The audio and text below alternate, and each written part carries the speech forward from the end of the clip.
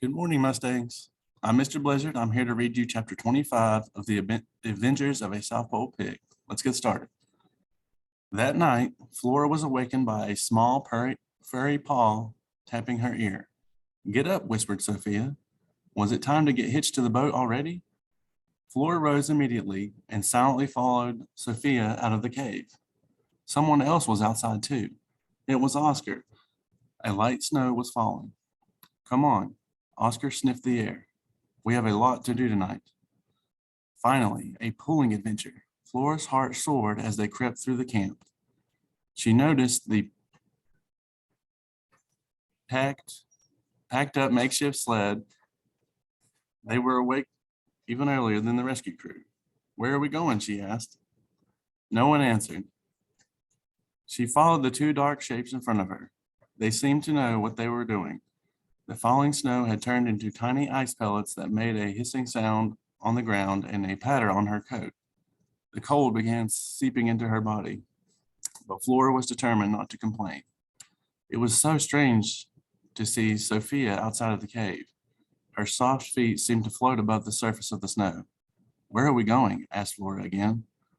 Oscar stopped to listen and sniffed the air.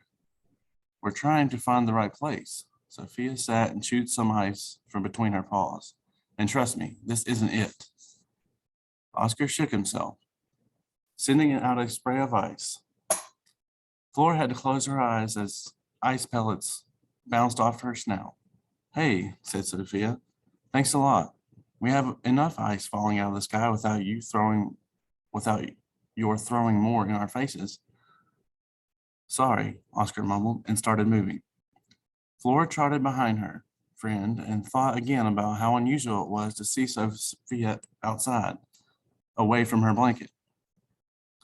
Did you say the right place? Asked Flora. The right place for what? For you. Oscar didn't stop this time. Oh, Flora looked around. She couldn't see how one place in all this flat whiteness was any different from another place, or different from camp.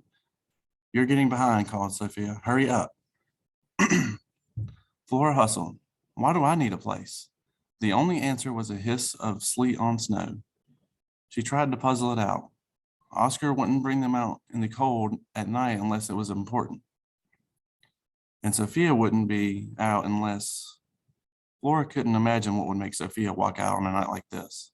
Oh, wait. Of course. Oscar was sick. That was it. Oscar was too sick to pull the boat sled, and Sophia must have agreed to help prepare Flora to take his spot. Someone would have to be trained to handle the lead dog duties.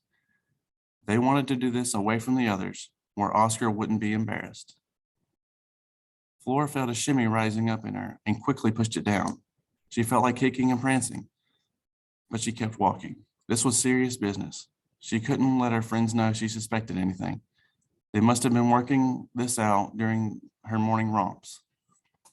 Maybe every sled dog or sled puller had to go through special training, and lead dogs probably had the toughest preparation of all.